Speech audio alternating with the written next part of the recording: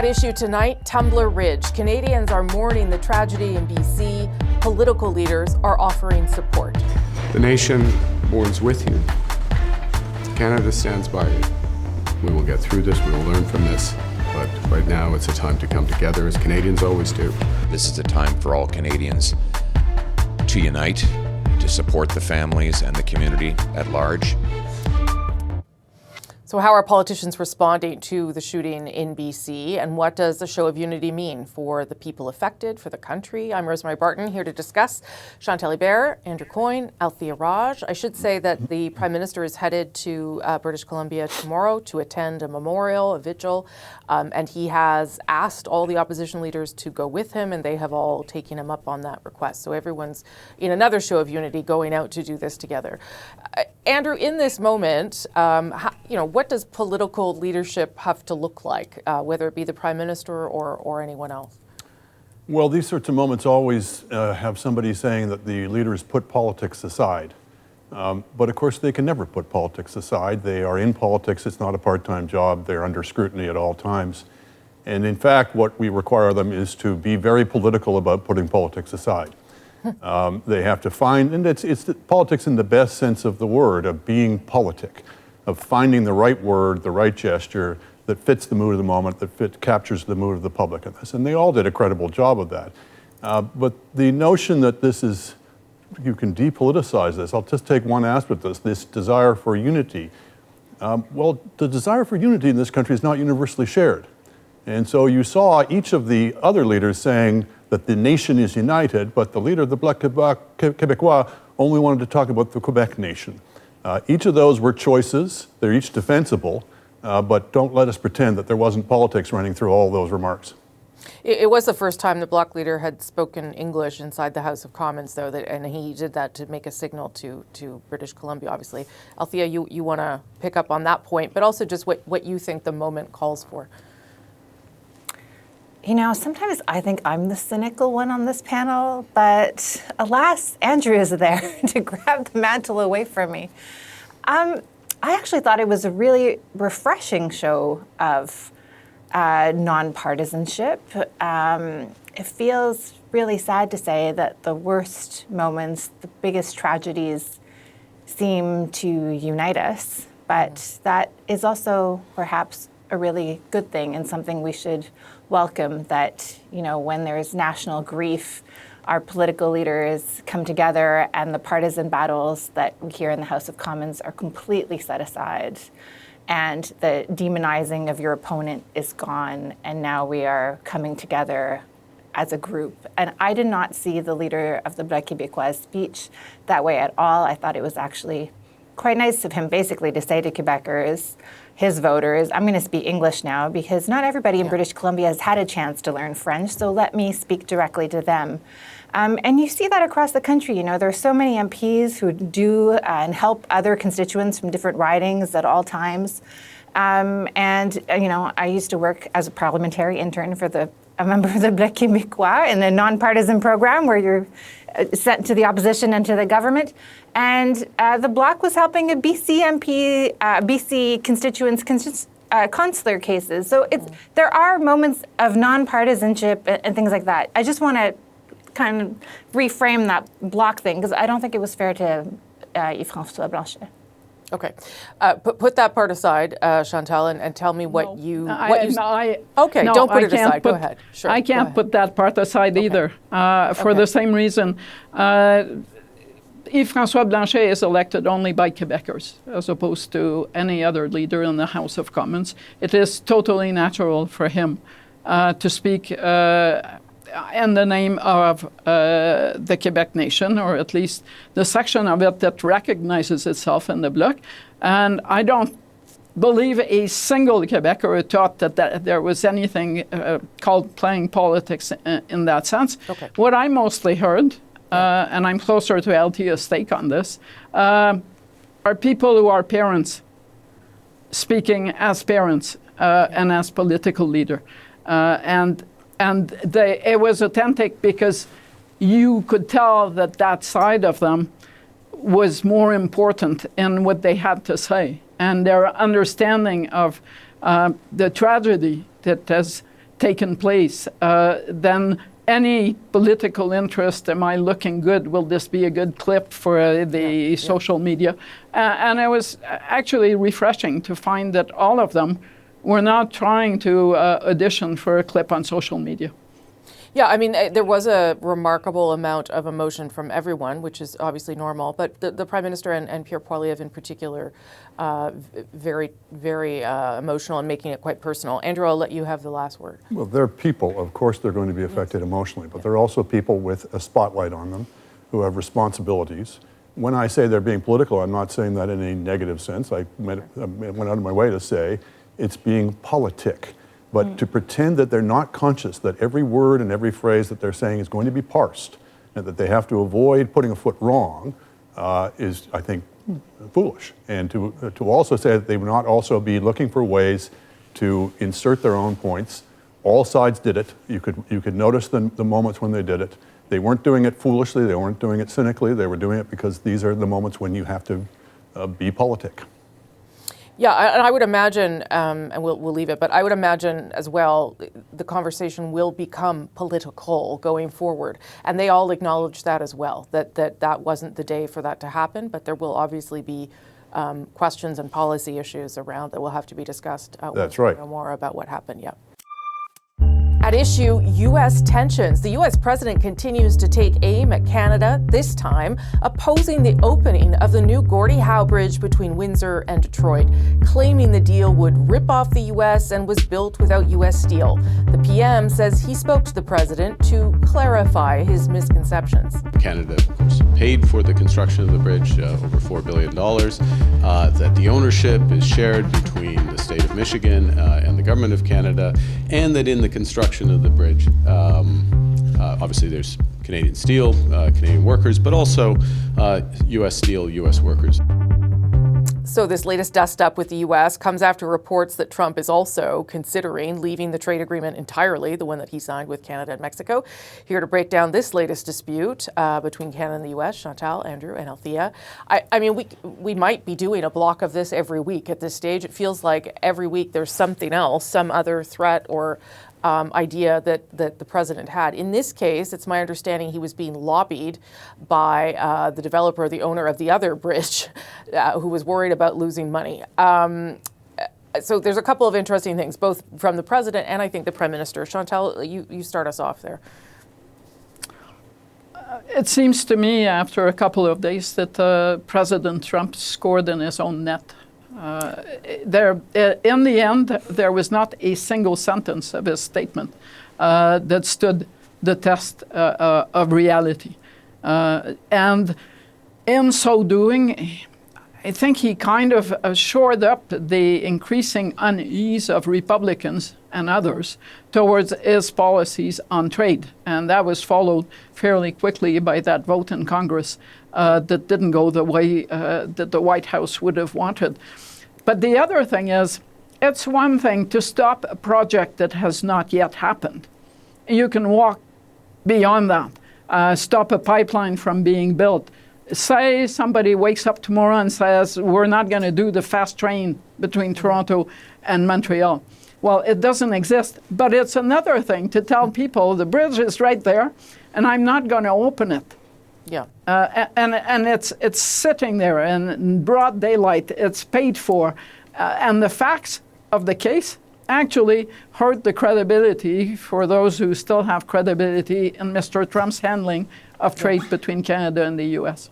I thought too, Andrew, it was interesting that in this instance, the Prime Minister got on the phone with him right away, told us about the conversation to try to clarify immediately what was fact and what was fiction here. And I don't know if that's a different tactic or it's just the first time that he has told us that he's gone about things that way. Maybe the first time that Trump has heard those things. I mean, you just never know with Trump what mixture of corruption and ignorance and credulity is motivating his actions. So, yeah, some guy who owns the other bridge gets on the phone to him, tells him a storyline, presumably, of how he's been hard done by in this, and Trump reacts in the moment. That's one possibility. That's one explanation for this extraordinary action.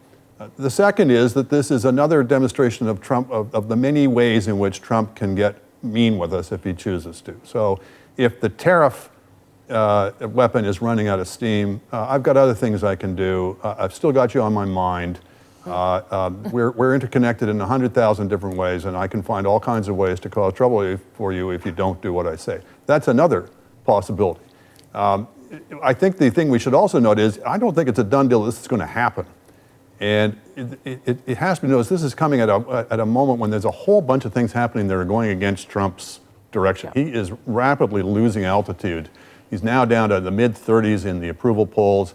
He's been rebuffed in the Congress. They couldn't get a grand jury to sign off on that crazy attempt to indict 6 congresspeople.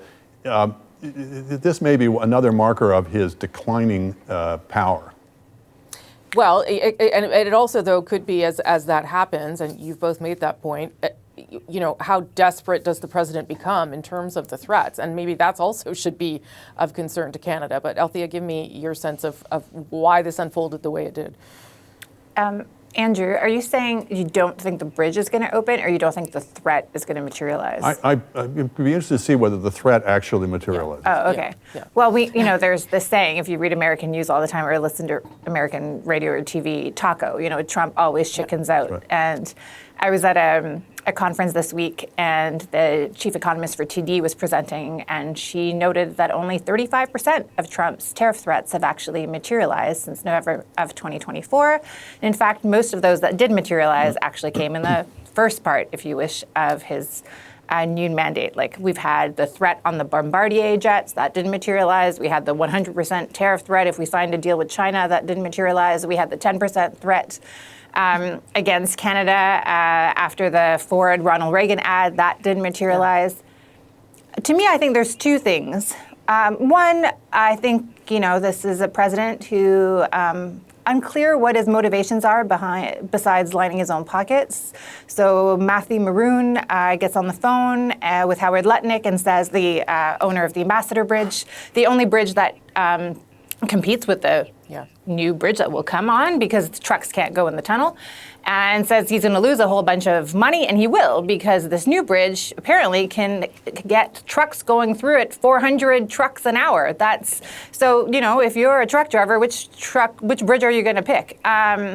So, I'm going to lose all this money, do something about it. But his rant on Truth Social, 300-word rant, is incoherent. He tells us that China is going to take away ice hockey and the Stanley Cup. Yeah. And then also, I think his real motivation comes on. He's mad about there's no American liquor in Ontario liquor stores, which we know he's been lobbied on by American lawmakers. But the real thing to me was we're going to be left with the leftovers. China's going to have first picking over Canada, and then I'm going to come in and I'm just going to get the leftovers. Because if you read the national security policy that they have released just in the late fall, they view Canada as a client state. And that is how the White House wants Canada to exist. And so everything that Canada does to suggest that it's pulling away from the orbit of the United States is a threat to Donald Trump. I, too, agree with Andrew. I don't think it's going to materialize. Chantal. I also don't think that anyone in Canada is quaking in fear over this particular rant or many of the others. For the very simple reason, and I think Andrew alluded to that, increasingly this administration is being lobbied by some of its own constituencies over, for instance, the fate of CUSMA. Unless you decide to view CUSMA sitting in Canada as a charity act, an act of benevolence of the United States towards Canada, you have to know that there are some fairly powerful economic interests that do not want to see this unsettled. But if that's going to be the case, I think it's pretty clear by now that the current Prime Minister has the backing of Canadians to not agree to turn Canada into basically a client state of the U.S. administration. Yeah, the agriculture sector was the latest one, as we reported on today, that's started a coalition to try and stop the deal from falling apart. But it does make it, whether these things are real, I think Althia laid out clearly that most of them aren't. It does make it really seem impossible, Andrew, to negotiate with someone who's constantly threatening things and not even following through on the threats. Yeah, which is exactly, and won't follow through on concessions if he makes any either. That's right. That's I think we should add another possibility following through from this discussion, and I put this in all seriousness. Trump may at this point be living in a parallel world where he has enacted these threats. It seems to be immaterial to him whether they actually happen or not. And given all the other signs we've seen of advanced mental breakdown on his part, I think it's entirely possible that he's simply unaware of the difference of whether the bridge has been closed or not. Once he's said it, that's all that really matters to him. Well, is it all that? Is it that, or is it that he gives that impression to his supporters that he's doing things, even though he's not actually doing? But his things? supporters don't want this. Who they're wants the bridge closed besides the guy who owns the other bridge? Yeah. They're going to lose Chantal. any chance in Michigan over the midterms over this. This is not a bridge that happened because we wanted it and Michigan didn't. That is not reality. So unless, and we are not the center of the political universe that Donald Trump operates in. The backlash, we will not defeat Donald Trump, but he is defeating himself increasingly and shrinking his tent. And at some point, there will be a reckoning. It will not come from us, but it will happen, and you're seeing signs of it this week. But you're also seeing signs a year in Canada of Canadians, yes, concerned, but not concerned in the sense of let's not make too much noise for fear of waking up the lion. At issue, MP pay. One Conservative MP is refusing his annual pay increase, saying that he can't accept the pay bump while Canadians are struggling with rising costs. But MP Mike Dawson says the move has been met with resistance from his own party, who heckled the New Brunswick MP as he tried to defend his decision. So what's been made of this move by MP Dawson and the pushback he received? Let's bring everyone back. Chantal, Andrew, and Althia, this is a story that my colleagues have been working on today. First of all, we should say, and I'm sure Althia was going to make this point, Mike Dawson can't actually refuse the increase. It's a thing, a fait accompli. So I guess he could donate the money. But what do you make of the idea that he was trying to send a signal to Canadians, I guess, Althia, and the people inside his own caucus weren't on board? I think it shows us that he is a new member of the Conservative caucus and hasn't been with the kind of team atmosphere that some of the longer veterans might have shed some light about.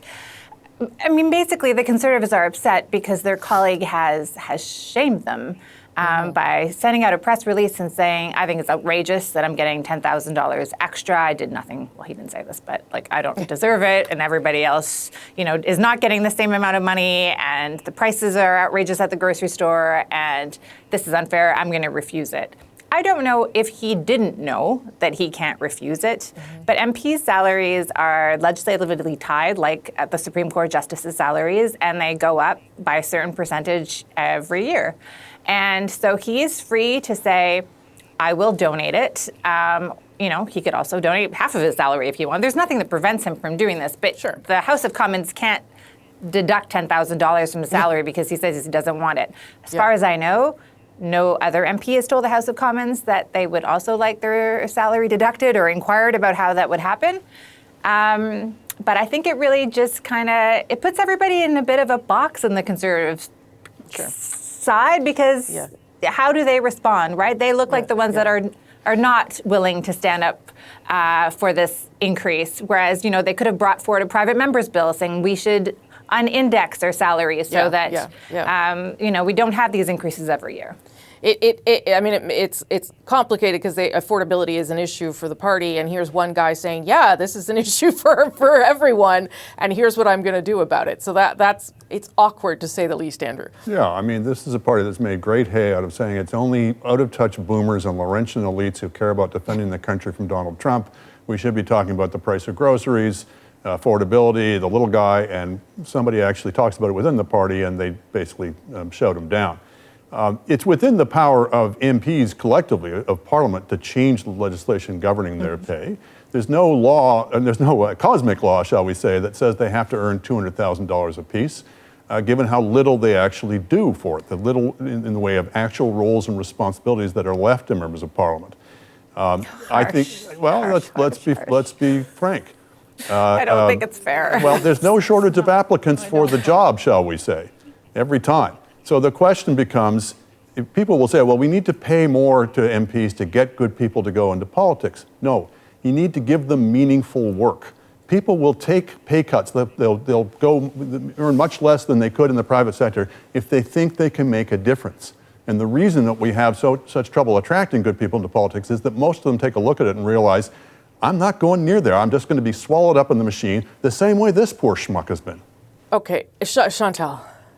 That is not my take on MPs. I do believe most of them work hard, and just because they don't have big roles in the House of Commons does not make them people who collect fat checks while sitting and waiting for their pension to kick in. Well, you came awfully close to that. I'm saying they don't have real roles or responsibilities left to them. You don't actually know that, but maybe spending a week in a writing office or going to do what Althea did as an intern would show you things about people who don't have official roles. Okay, but that being said, last point, yes. it would have been possible if there is this sense from this MP that this should be done, that he go around and try to lead others to it, for one. But also, it brings back bad memories for that party. Remember the debate over pensions and pension reform, and some MPs saying, I'm not going to take the new pension, and others saying, I'm going to opt in. Yeah. And it puts the onus on individual MPs who already have a tough time with social media going after them. Each MP is now open to attack from whoever feels like doing it, to say you're all fat cats and why aren't you doing what he's doing. And I can understand the unease in his caucus because it is a team sport. Yeah. Well, he's learned that this week. I think he has learned that one lesson anyway. Thank you all. That is At Issue for this week. I'm Rosemary Barton. Thank you for watching.